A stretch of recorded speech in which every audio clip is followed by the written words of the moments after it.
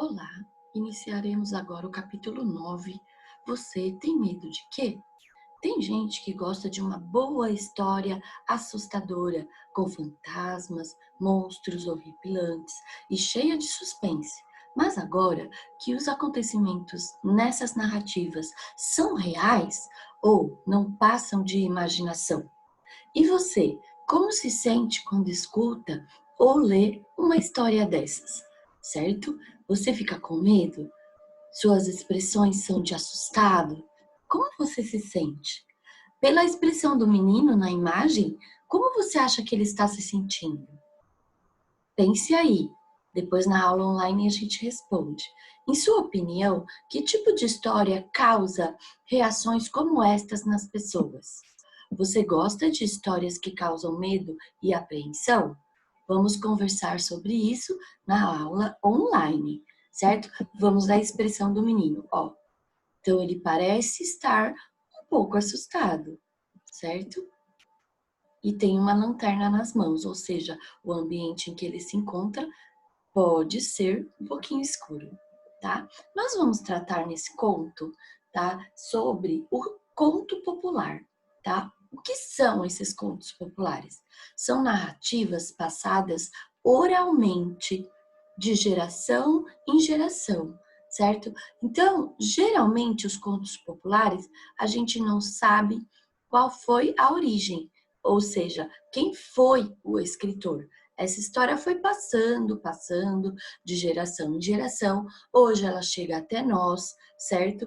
Não mais só por via oral, mas também por via escrita, né? Porque a partir de um momento nós começamos a registrar as nossas histórias em forma de texto. E o mesmo aconteceu, né, com os contos populares. Eles deixaram de ser passados só oralmente e também se escreveu esse conto popular para ele ficar guardado e chegar até a geração de vocês. Certo? Então essa vai ser a história da Teresa Bicuda. Eu vou ler só o começo e vocês, depois das explicações, irão para a leitura total e farão os exercícios que vêm na sequência, tá? Teresa Bicuda. A história de Teresa Bicuda eu mesma não presenciei, nem conheço ninguém que tenha presenciado, pois Teresa viveu muito tempo atrás, num tempo bem antigo. O que sei é de ouvir contar, mas o João Fonseca, dali da venda, sabe quem é? O filho da Safira? Pois ele sim já viu com os próprios olhos a ventania assombrada de Teresa Bicuda com seus marimbondos e abelhas zangadas. Por conta disso, passou 3 dias na cama. Bom, então essa é a história que continua do João Fonseca.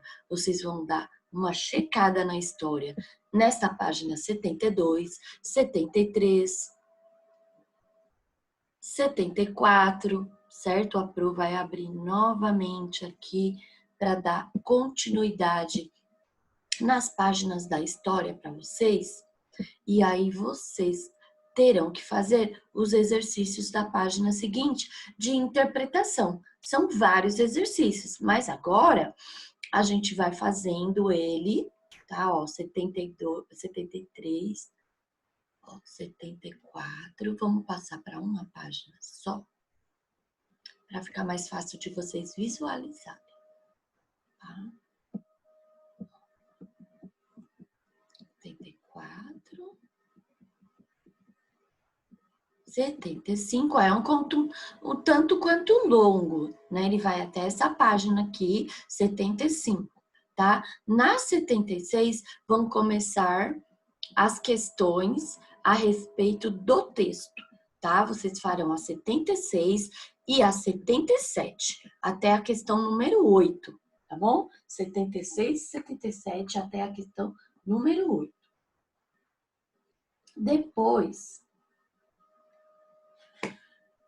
a Pro vai para a próxima página para explicar, mas nós faremos a 78 e a 79 num momento oportuno, tá? Então aqui, o conto popular no Brasil e o personagem de Pedro Malas Artes. O conto popular sofre alterações e inovações ao longo dos anos, sendo enriquecido com novos elementos da memória popular por meio de contribuições dos costumes, das crenças, de seus contadores e das épocas do nosso povoado. No Brasil, os contos populares possuem ligação mais com tradição origem indígena, africanas e portuguesas.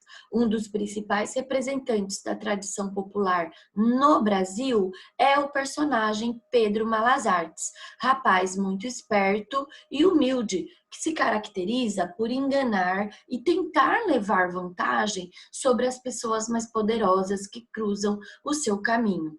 Os causos, né, como tenho dito aqui no Brasil, desse personagem foram adaptados até mesmo para o cinema e para a televisão. O conto popular, então, é um texto narrativo transmitido de geração em geração que apresenta crenças e costumes do povo que a criou.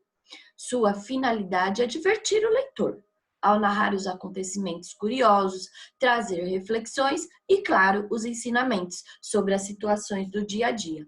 Geralmente nessas narrativas, o tempo, o espaço, eles não são muito precisos, né? Eles não são muito determinados. Então, por isso, eles são imprecisos. E o narrador é sempre observador, ou seja, ele conta a história de alguém.